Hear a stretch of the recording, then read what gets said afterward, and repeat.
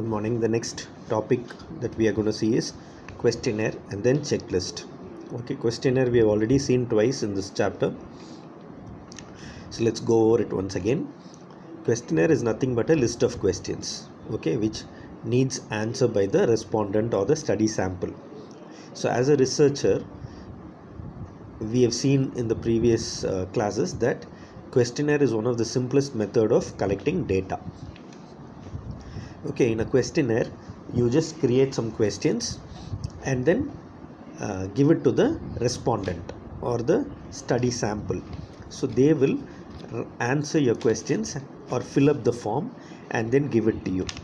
Okay, this is simple because it's easy for you to just create one questionnaire and then give it to many people, so it saves a lot of time. Whereas in an interview you have to ask each sample or each respondent one by one, and it takes a long time. And then once you record the interview, you have to find out what is recorded and then you have to decipher it. Whereas in a questionnaire, the same form can be given to many people and you will be able to collect data from a lot of people at the same time. Okay, so this questionnaire need not even be given in person in a typed out paper. You can even send it through email. These days there are a lot of methods using social media to send out a questionnaire and get the answers. You can use Google Forms, you can use email and so many other methods. Okay, but at the same time the questionnaire should be easy to understand and simple for the person to answer, and it should be developed in an interactive style. Okay, that is, when the person is reading the questionnaire, they should feel as if somebody is asking them the question, so they will be able to answer truthfully. Otherwise they may not answer truthfully. Okay, so the advantage of questionnaire is sometimes even what you cannot ask in person or the respondent will not be able to answer in person, like a subject which is taboo or a subject which is very sensitive, those things can be answered in a questionnaire. So that is how the questionnaire is beneficial compared to other methods. So let us see what are the characteristics of a good questionnaire. Okay, the first thing is that questionnaire should deal with a significant topic. Okay, it should be important topic. If you ask dull questions, then the person who is answering will not be interested in answering. It should create interest in the person who is answering the question. And then most questionnaires should also have a covering letter so that the respondent understands why you are collecting the data and what it will be used for. Then they will be able to answer it. Okay, the next important characteristic of a good questionnaire is it should not have information requirements which are already available in other areas. For example, if you have information from other sources, you need not ask the same question to the respondent through this questionnaire, because it will be like dual data for you. The same data is already available, so it is double work for you and double work for the respondent. The next aspect of a good questionnaire it should be as short as possible. Can you imagine filling out a 10-page questionnaire? You will feel bored and you may not even finish it. So the questionnaire should have only the relevant questions which are important for the research. So then when it is short and simple, many people will respond to your questionnaire. The question should be typed out in a neat manner and it should be printed. If just imagine if it is handwritten and your handwriting is bad and you photocopy the questionnaire and send it to many people, they won't even feel like reading the questionnaire. So the appearance of the questionnaire, the neat arrangement, easy to understand, all these are important aspects of a good questionnaire. And the way in which, the fifth point is the way in which it should be answered. See, some questionnaires they need to tick the correct answer, some questionnaires they need to write the answer. So these kind of requirements or information that you need or information that the respondent needs to understand how to fill the form. Okay, it should say fill in the blanks, or it should say tick the correct answer or circle the correct answer. So these are directions which are given to the respondent, which makes it easy for them to understand how to answer the question. So that is very important in a questionnaire. Then if you have categories in your questionnaire, then similar questions or similar category questions should be arranged together. For example, you are asking personal data or demographic data, that should be in one section. Then disease data should be in another section. You cannot ask what is your age and then directly ask what disease you have, then you ask what their sex is. So if it's haphazardly arranged, then it is difficult for a person to answer it. So categorization, demographic data separately, the core questions separately, then some open-ended questions at a later stage. So these are ways in which you can categorize the questions. So it can be based on what type of study you have. There are different ways of categorizing. Okay, the question should be objective. So you should not lead the respondent towards an answer, then there will be bias. Okay, so the question should be clear and objective, so that the person who is answering, they decide what the answer is. If you lead them towards an answer, then your research will not be proper. Then the questions should be like arranged in such a way that the simple ones or general ones, which are easy for a person to understand and answer, they are kept in the beginning. Okay, so that they start with a lot of enthusiasm and understand it easily, and then the more complicated and more specific questions can be given later on. So that will be the order usually in which the questionnaire is made. Then using double negatives, two questions in one question should be avoided, because if you ask have you been living in this place for a long time, how many years, and do you like the place? Okay, have you been living in this place for a long time, do you like this place? There are two questions here. If you give these two questions as a single question, they will say one yes and one no. You won't know which question, which answer is yes, which answer is no. So you might as well have separate questions. So like that, double questions, negative things should not be kept in the same question. You should have separate questions. Then the choices, number of choices, multiple choice questions if you have, then you should have enough choices for the person. Like even a question which checks the attitude, do you like velour? You should not say just yes or no.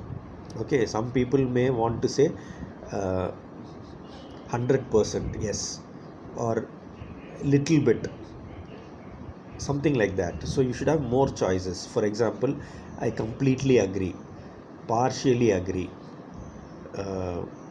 agree but agree and disagree at the same time, or somewhat disagree, completely disagree. So there are 5 or 6 choices for the respondent. Instead of just saying agree or disagree, if you have more choices, then you will be able to get the clear answer from the respondent. Then finally, based on your question, you should be able to get the answers in a clear manner, so that you can get the data in a tabular form, which can be analyzed at a later stage. So these are some of the characteristics of a good questionnaire. So let us see what are the advantages of using a questionnaire. It is something which has a lot of information and can be very useful for you. It is economical, it is cost effective, because you can just photocopy it or send it by email, and it saves a lot of time and effort, unlike interview. Okay, then questionnaires are easy to make and easy to administer. That is, you can give out questionnaires very easily, especially when the subjects are living in different places. See, if you are collecting information from all family members of those who died because of coronavirus, then people who died are in Delhi, are in Bombay, are in Calcutta, are in different places of the country. So it's difficult for you to go and visit each of these people. So instead, you can just make a questionnaire and send it by email or post, and they will fill it and send it back to you. So it's a simple method which is easy to plan and administer, and when the subjects are spread far and wide, that is in different places, it is easy for you to collect the data without even stepping out of your house. And it is dependable because it is clear-cut data which is available for you. So the data that is collected from a questionnaire is very dependable because you know that they have given a clear-cut answer when the questions are objective. Okay, and even information that is of personal nature, they may be answered through a questionnaire. If in an interview you ask a personal question, the person may not be willing to answer the question, whereas in a questionnaire, because they are not looking at you in person, they may be willing to answer such questions through the questionnaire. Okay, and in an interview, if you are face to face with a person, they have to answer your question as soon as you asked or within a few seconds. But in a questionnaire, they can even sit and think for half an hour before answering a particular question. So it gives more time and less pressure on the subject to answer. Then it allows enough focus on each question. Same thing as the previous point, because there is enough time. The person who's answering your question will be able to focus on each item individually for a longer period of time. Okay, and then the questionnaire can be used as a preliminary tool. We study about pilot study. Okay, a first study which is a preliminary thing before you do a large study. So in a pilot study, as a preliminary tool, questionnaires are very useful. And the other main advantage of a questionnaire is you can change it in any language. You can create it in various vernacular languages other than English, so that people from different parts of the country or different parts of the world can answer, and you can have different versions of the questionnaire. A follow-up study can be done, so there are different options available. Whereas the only disadvantage here is, in an interview, even uneducated people who don't know how to fill the questionnaire, you can interview them. Whereas here, if the respondent has to read it, then they should be a literate person or an educated person, or at least somebody who is able to read and write and understand. Okay, so this is the limitation. So we'll see more limitations. The reliability and validity is low when you send out questionnaires. Okay, we have studied about reliability and validity. So the reliability and validity of a questionnaire as a method of data collection is low when compared to some other methods. Okay, because it is secondary information. You're not able to collect directly. You don't know who answered the question and whether they have answered in the right frame of mind. So that's why the reliability validity is low. Then the other important thing is that the people may not even know the answer. They may just tick one choice which you have given without understanding what it is. Okay, if in an entrance exam there are 100 questions, there are no negative answers, so what does a student do? Just to get the chance of luck, they just tick some choices. Okay, such a thing can happen in questionnaires. Same way, it is a biased sample. Okay, the reason is, you may send out 1000 questionnaires and you may receive 500 questionnaires back. So you don't know why the other 500 people did not answer it, and who did not answer it, the reason for it. So the answers which you have got may be biased. Only if you know why the other people did not respond, then you will know the right outcome. Okay, then the next point is also the same thing. The people who return the questionnaire back to you after completing it, they may not represent the whole population. For example, if you send out the example which I said about deaths due to coronavirus, you send out 5,000 questionnaires to different people in the whole country, and 3,000 of them send back. But the remaining 2,000 people who did not send, they are the ones who actually carry a lot of value for a particular study. Okay, it depends on the type of study you have. If they are the ones who are really important for that particular study, then you have lost them for the follow-up and you have lost them for your study. So that is one disadvantage. Same way, there is a chance of misinterpretation. In a questionnaire, you cannot explain in detail about each question, which you can do in an interview. If the respondent does not understand a particular question, when you're doing an interview, you can remodify the question and ask them. Whereas in a questionnaire, it is in black and white, it is written, and it cannot be modified. There's nobody to explain the question to the subject who is answering the question. So that is a disadvantage. And another thing is, a questionnaire is very rigid. Okay, some emotional things you cannot convey through paper.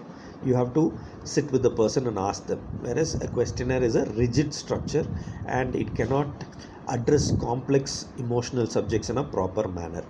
Okay, and the other thing is, though we said some issues the respondent may like to write instead of facing a person and telling the answer, the other aspect is also there, that people will not be willing to write the answers. Okay, because they will feel that they are committing to something, okay, when they put it in paper. So people may not want to write certain things. Instead, they may want to say. So there are some advantages in interview, some advantages in questionnaires. Then when you ask questions in an interview, you can see the intensity of the way in which the respondent answers, whether they are forceful, whether they are emotionally involved in the issue.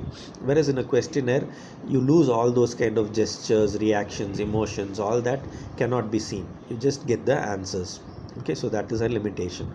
Then some questions may not even be able to as a researcher, you may not be able to put down in paper some of the questions, because they are emotional or sensitive issues and confidential issues that you cannot frame questions on them.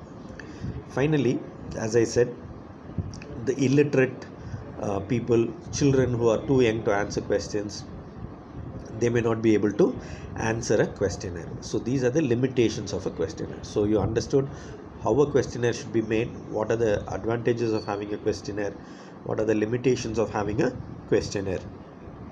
The next method of data collection is a checklist. Okay, what is a checklist? Checklist is a list of questions or items which have a answer where they just have to say yes or no. Okay, so this is one method of data collection. So it's very similar to a questionnaire, but here the answers are simple yes or no or something like that. It could be agree or disagree. So that way you collect the information through the checklist.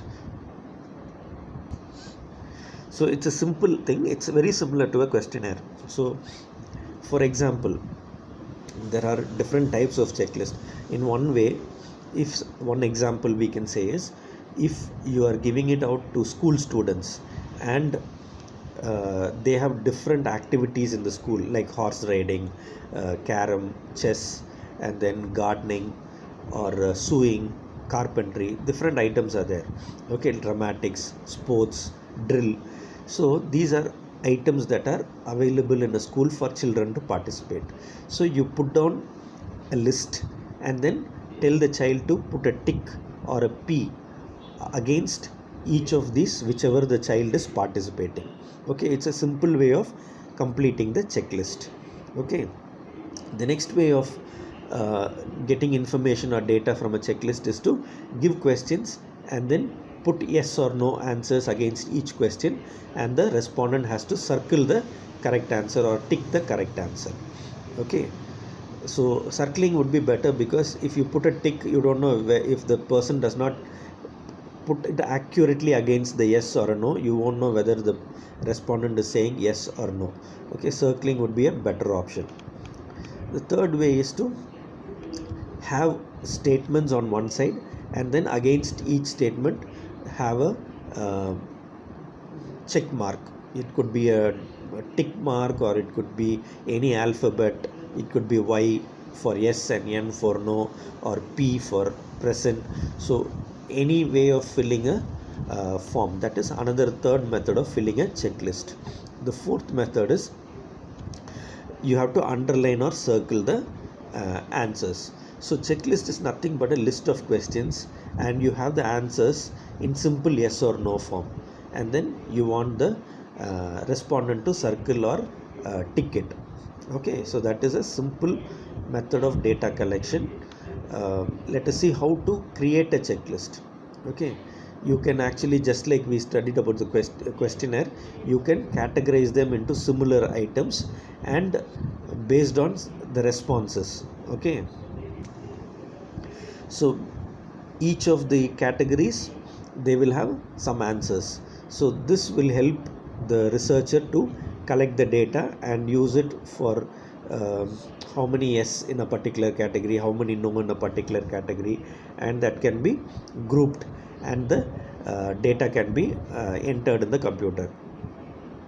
Each of the questions or terms which you use should be written clearly. For example, when you create a checklist, you should tell whether you want the respondent to tick or whether you want the respondent to circle, and which one they should circle and how they should circle. All these things are very important, and that information should be given in the checklist itself.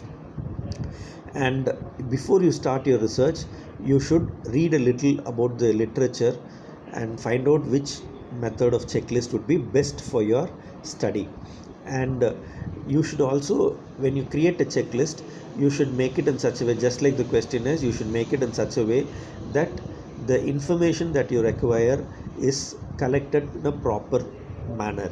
Okay, sometimes you can have questions which are discriminative in nature, which are biased in nature, okay, which lead the answers in a wrong way, and that should not be done.